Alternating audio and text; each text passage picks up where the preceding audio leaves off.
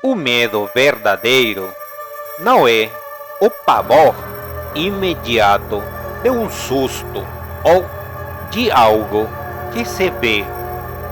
O terror real nasce do desconhecido, do invisível, daquilo que espreita e observa sem que possamos perceber. É um veneno lento que se infiltra na mente e se instala nas profundezas do instinto. Os soldados são treinados para enfrentar ameaças tangíveis, inimigos, armas, emboscadas.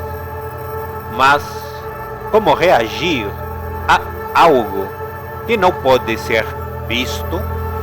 Como lutar contra o que não deixa rastros?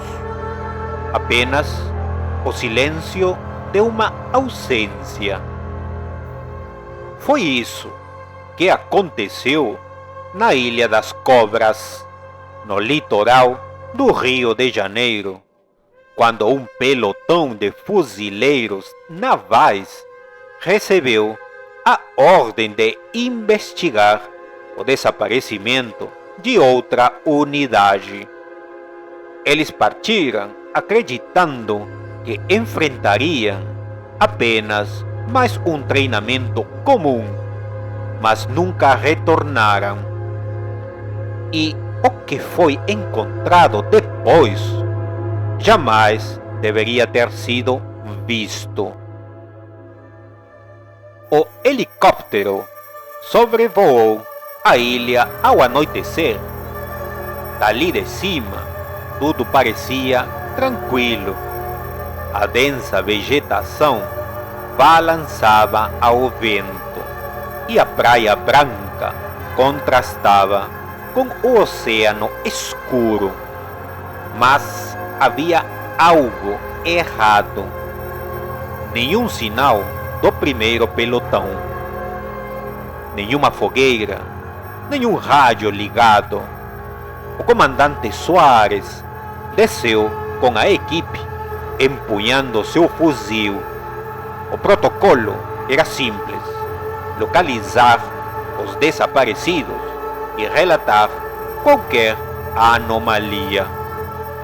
Ao se aproximarem do campamento montado pelo primeiro grupo, a inquietação tomou conta da equipe. As barracas estavam intactas, as mochilas arrumadas, as armas carregadas, mas não havia ninguém, nenhum corpo, nenhum vestígio de luta. O que fez 13 soldados desaparecerem sem deixar rastros? Tem algo errado aqui, senhor, disse um dos fuzileiros, examinando o solo úmido. Havia pegadas na areia, muitas, mas ao invés de irem em direções aleatórias, como se os soldados tivessem fugido ou lutado, todas as pegadas terminavam no mesmo ponto, um círculo. Como se os homens tivessem parado ali e desaparecido. Soares tentou contato pelo rádio com a base. Ruído, nada além de estática. Quando a noite caiu, decidiram montar guarda, mas algo incomodava os soldados. A floresta ao redor não fazia barulho, nenhum grilo, nenhuma coruja, apenas um silêncio pesado, sufocante, como se a ilha inteira prendesse a respiração. E então os sussurros começaram. No meio da madrugada, o soldado Campos estava de guarda quando ouviu alguém chamar seu nome. Campos. Ele virou o rosto em direção à mata fechada. Nada.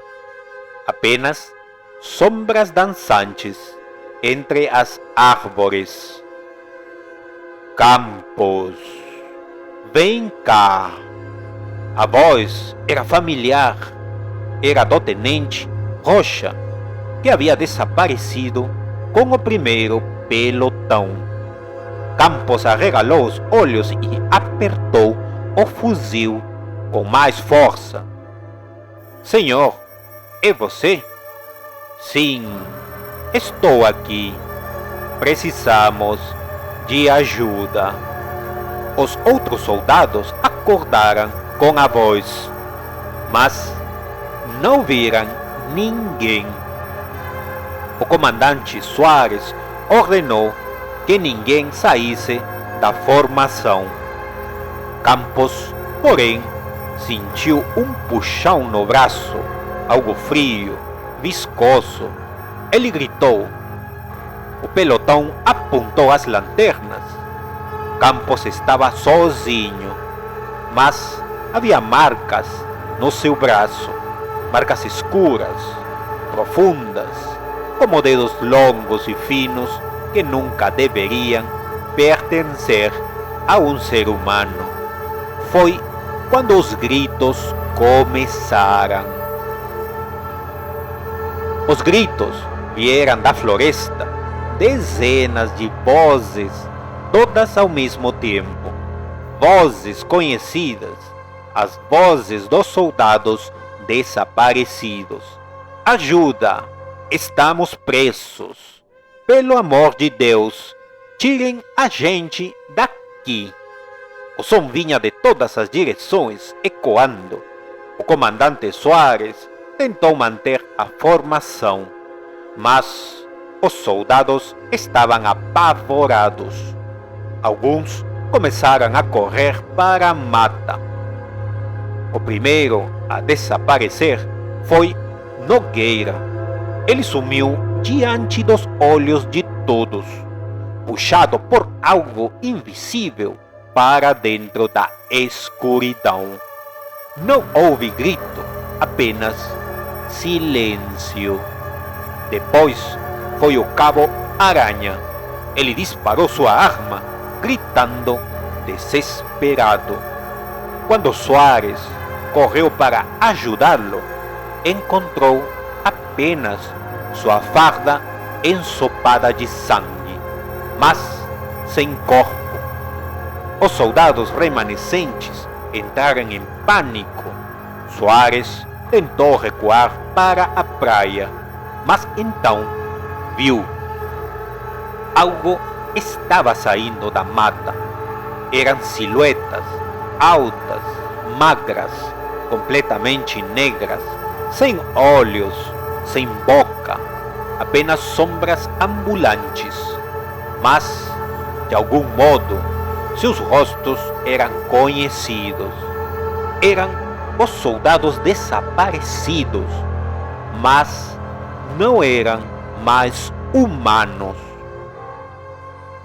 O comandante Soares sacou a pistola e tentou atirar, mas sua mão tremia demais. A coisa que se parecia com o tenente Rocha deu um passo à frente, inclinando a cabeça. Venha! Soares não conseguia se mover. O medo o paralisava.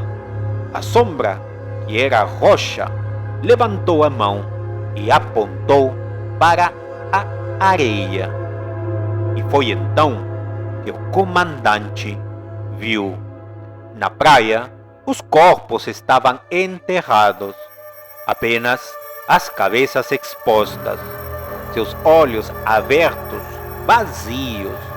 Era seu próprio pelotão, seus próprios soldados, mortos antes mesmo de perceberem que estavam condenados. Soares tentou correr, mas sentiu uma mão gélida tocar seu ombro. Uma força impossível o puxou para trás. E então tudo ficou escuro. Na manhã seguinte, um helicóptero da Marinha sobrevoou a ilha. Não havia sinal dos soldados. A missão foi classificada como falha e os nomes de todos os desaparecidos foram arquivados. A Ilha das Cobras foi oficialmente interditada, mas pescadores dizem que, em noites de lua cheia, ainda se ouvem gritos na mata, e se alguém se aproxima demais, vozes chamam por seu nome.